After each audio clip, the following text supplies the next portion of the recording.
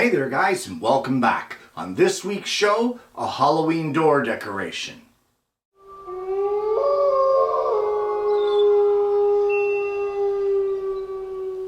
Well, every year at the local fall fair, I enter something in their competitions, their crafting competitions, whether it be woodworking or what have you. This year I entered something different, which is a Halloween door decoration competition. So I thought I would bring it to you guys here on Alternative Tuesdays and walk you through how it is that we're going to make our spooky decoration.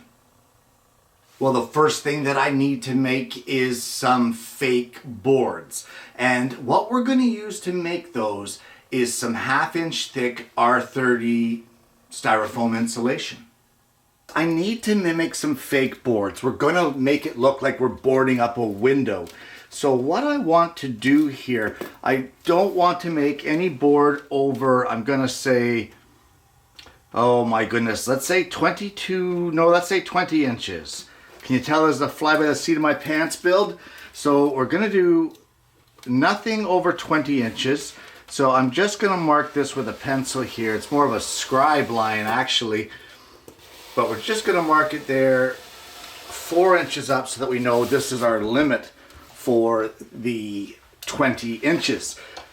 We now need a series of boards. I'm thinking that are going to be 2 and 4 inches in width. So I'm going to just scribble some out on here at those dimensions. We don't want perfect edges. You want this to look rustic. You want it to look like they grabbed whatever boards they could to seal up their window quickly. So we're just going to kind of mark it on roughly and see how we make out. I'll mark these just a little clearer with black marker. Here's our 4-inch line.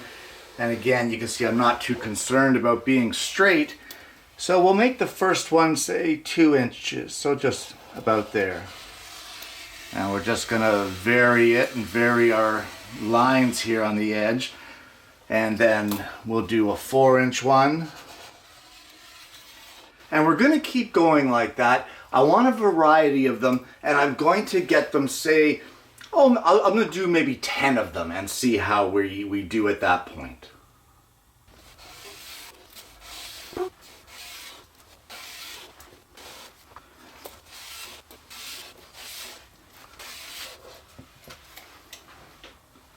I think that I'm going to put in a small blade, probably a 3/16 of an inch blade or a 1/4 inch into the bandsaw, and we're going to cut these out.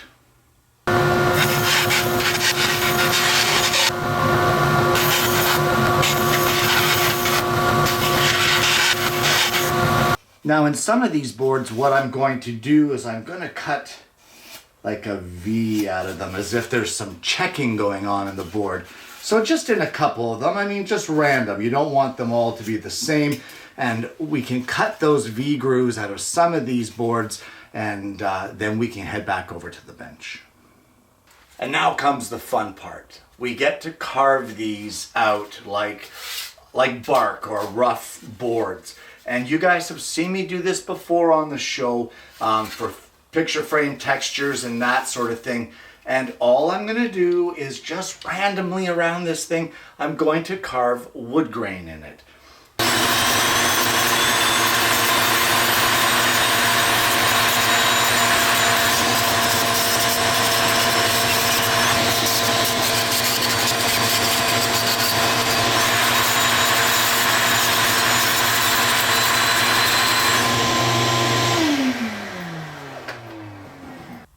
And in not much time at all, you have a fake, very lightweight styrofoam board.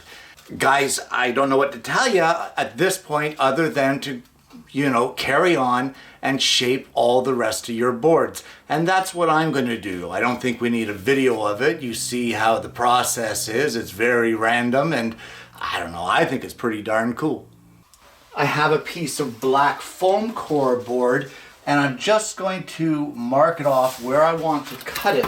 I'm thinking, that I might go 20 by 22. I think I would be able to get away with that. and it would give me more room to work. So yeah, let's do that. Let's do 20 by 22. So we'll just mark it off here, and using a sharp X-Acto knife or a box cutter, we're going to cut this off to the size that we need.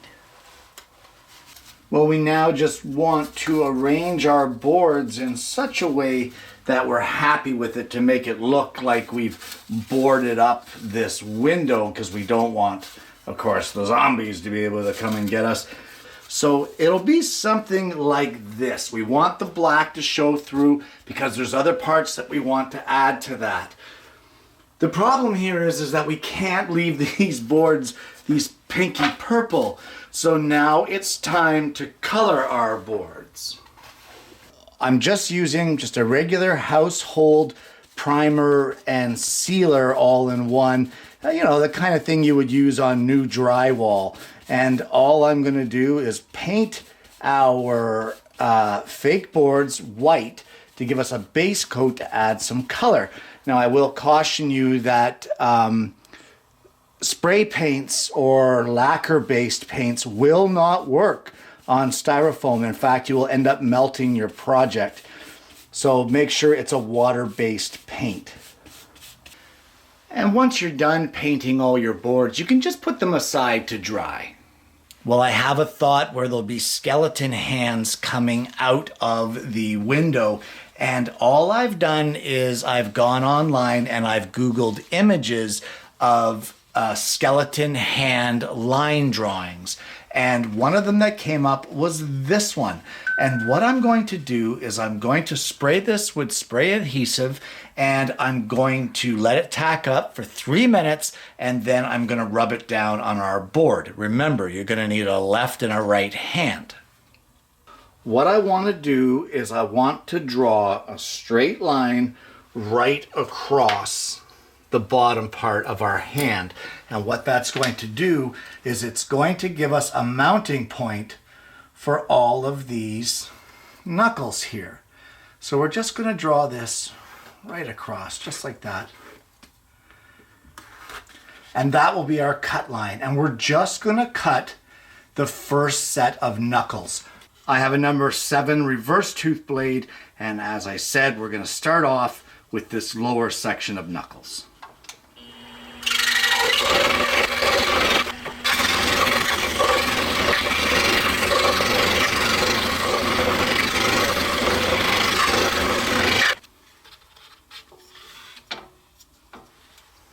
And now that you have that cut out, you want to cut each individual knuckle now all the way along, keeping them aligned. And then once you get all of those cut, we're going to see you over at the bench. Well, here's the part that I'm really looking forward to. And what I'm going to do is I'm going to carve these out with a power carver or a rotary tool, Dremel tool, whatever you want to call it. And I'm going to make these in the shape of bones.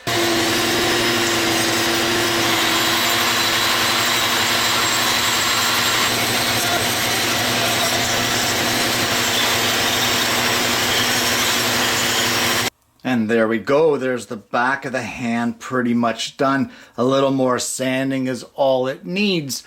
You don't have to worry too much about this area here because it's going to be in behind the foam. You're really not going to see it. But beyond that, you want to start really shaping the bones. So now we're going to take each bone, now knuckle by knuckle, we're going to remove the paper pattern, and in the same fashion as what we did here with the rotary tool, we're going to shape each bone and then put it back in place on the hand and then move on to the next one. So this bone here is going to end up attaching onto here. So we will continue to shape all the bones until the entire hand is done. I'm not going to bore you with a video of that. You've seen the process. I use the power carver to take down and hog out the majority of the material, and then the rest is all just patient and careful hand shaping and hand sanding. Well, as I'm shaping these bones, I'm also contouring the edges so that when they go together, you can see there that they're on a different angle. Can you see that? They're kind of pointing down. So eventually it's going to be kind of like this. We don't want it to be too drastic, but just enough to give a little bit of shape so it's not so flat. I want to drill a 3/32 inch hole in each one of these knuckles, and I want to glue in a dowel for extra strength.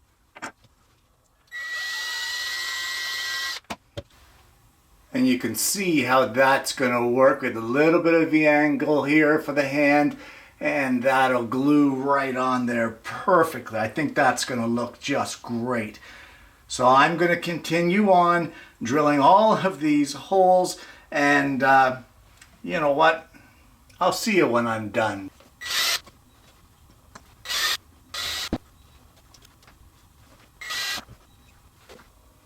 And there we have the first hand completed. I'll let the glue dry up on this, and then what I'm going to do is give this a good spray with some flat white spray paint, and then there's nothing left to do with it other than make a second one. I've got some crafter's paint, and this is just like acrylic craft paint, poster paint, whatever you want to call it. And what I'm going to do is I'm going to try to almost dry brush it through this. We don't want a lot of color on here. I don't want the board to look painted, and I'm okay with it if a little bit of the white shows through, almost like it's been whitewashed but worn off. So I'm just going to get a little cup to put some of this paint in, and I'm going to show you the technique I'm going to use to try to get this painted. So we're just going to start here, and we want to kind of brush it on the tops of the wood. We're kind of going along with the grain here. We don't want a lot of color. We don't want it to look like it's a painted board sort of thing.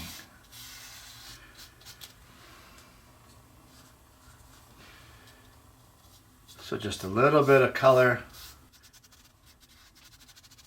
So carry on with this until you get the boards painted.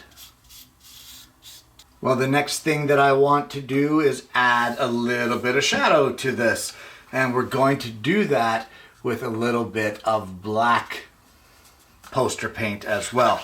And we're just going to come into each of the carved sections, and I'm just going to add some black in there. Now we're just trying to give contrast basically between the brown and the deeper areas and the white. So you don't, again, want to really paint those areas. We're just kind of filling in the gaps, I guess, is what we're doing. Just like this.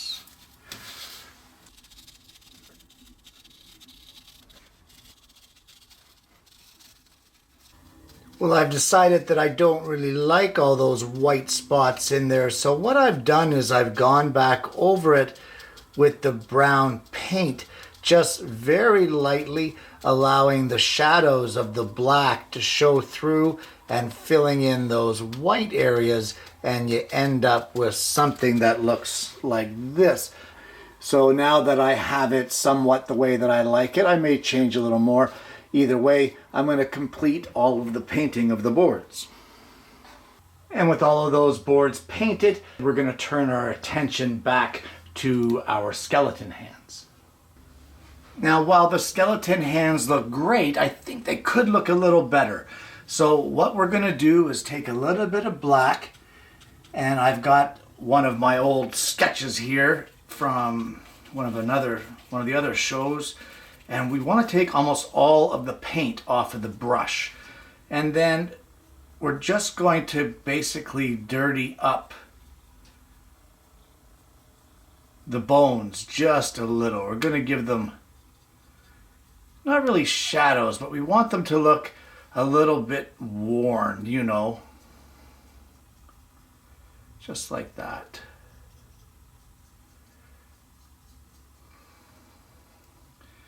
You don't want a lot of it. It's just a little bit, just to sort of give it a little bit of character. See what we're doing there? Just like that. And like I said, it really doesn't take much. You want your brush almost dry.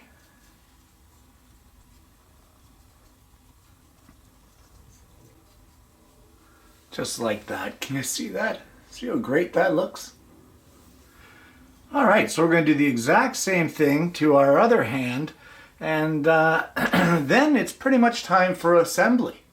Well, I've actually cut my board down about an inch shorter in each direction. And the reason for that is that I want my fake board pieces to be able to cover up the edges of our foam core here.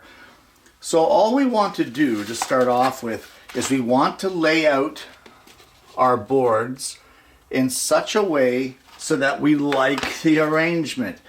You don't have to, there's no real set way to do it, but we can sure try to do it in some kind of a fashion. We're trying to frame out the window here to make it look like a window. So here we have the frame, and then, like I said, just imagine that you're nailing these boards up in some kind of panic, trying to, you know, stop these the bad things from coming into your house, so to speak.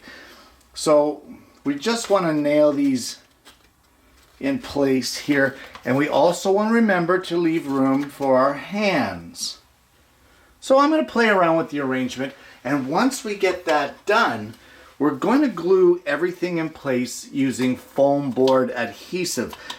Well, that's all the boards glued on, and now it's time to set our hands in place. And what I'm going to do for that is I want to drill 2 screw holes in the bottom of each hand. You want to try to align them with the finger to get more strength. We're going to use a number 6 screw, but first we're going to drill a couple little pilot holes, insert a little dowel, mark or line up where we want our hands, and then punch it into our foam core so that we can mark where our hands go. Once we get that done, I'm going to drill the pilot holes that we need for the proper size. I'm going to drill the pilot holes in the back of the foam core just to keep it nice and neat and clean. And then we're going to use a small little piece of board on the back to support it, and use a couple number 6 screws and some washers to screw it in from behind. I've drilled my 2 pilot holes. I'm just going to insert a couple of temporary dowels here, just like I said. That we're going to line up our hand where we want it. And once we get it in place, we'll just gently push down and mark our holes. And there they are, right there.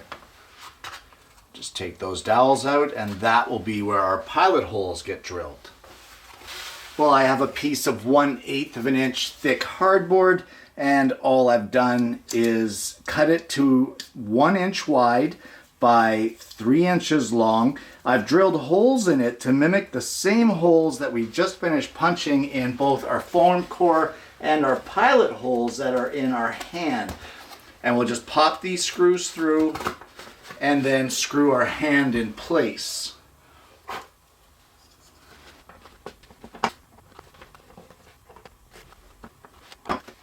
Just like that.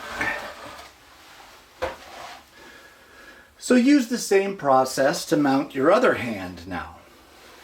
And I think the last thing that I'd like to do for this project is I would like to add some nails. And for that, I think I'm going to use shingle nails, and I may just push them right through, but I'll add a little bit of the styrofoam adhesive just to make sure that they hold in place so that they don't pop out.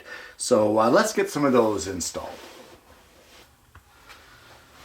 So that's just a little embellishment. You may or may not want to put that on yours, but I'm going to go around and finish this off, and I'll see you when I'm done. And there you have it. A Halloween door decoration. A spooky Halloween decoration. A what? I said a spooky Halloween decoration. Okay, a spooky Halloween decoration. Guys, oh my goodness, what a load of fun this is. Between the power carving on the styrofoam and shaping that, and the painting and the gluing and the carving and the putting it all together, and then getting that holy crap, that looks really good factor. Guys, it's a load of fun. It actually took me more than 2 full days to make this. The hands themselves, the carving of those skeletal hands, took an extensive amount of time, but I enjoyed absolutely every second of it. It was absolutely fantastic. Now you can cut these bones out on the scroll saw and just leave them sharp edges. If you're not into the carving thing, that works too. I think we have to remember what the whole purpose of Halloween is, and that is to have fun. And that is the main purpose of doing this project, is to have fun and then display it at your house and share the fun that you have with others, which makes it fun for them.